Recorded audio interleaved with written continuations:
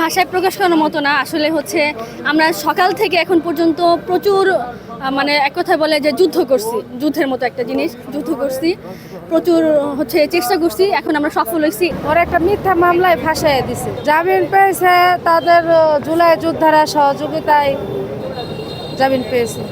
দেখুন, আদালতের যে নিয়ম সেটা অন্তর্বর্তীকালীন জামিন দিয়েছে, কারণ মামলাটি তদন্তাধীন রয়েছে। আমরা বিশ্বাস করি যে আদালত এটি বুঝতে পারবেন।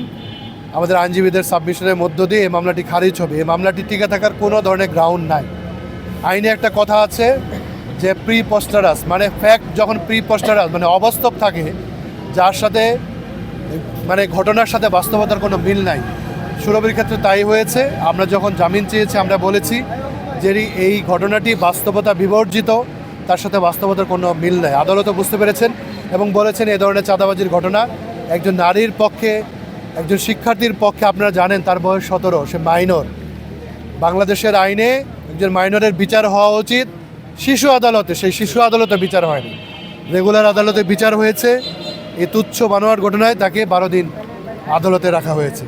এটি তিনি যেভাবে ন্যায় বিচারে বঞ্চিত হয়েছেন, পাশাপাশি বাংলাদেশের নাগরিকরা এভাবেই ন্যায় বিচার থেকে বঞ্চিত হন। তো আপনারা জানেন যে জুলাইয়ের অন্যতম সম্মুখ সারিতে আমরা দেখতে পাইছি আমাদের সুরভি গাজীপুরের, তো তাকে একটা ভুয়া মামলায় ফাঁসানো হয়েছিল। তো তারই পরিপ্রেক্ষিতে এটা দেশব্যাপী একটা নারীকে কিভাবে চরিত্র হনন করা হয় তা আমরা মিডিয়াতে দেখতে পাইছি, যে বিভিন্ন বুইফুর মিডিয়াতে হলুদ সাংবাদিকরা সেটা দিয়েছিল।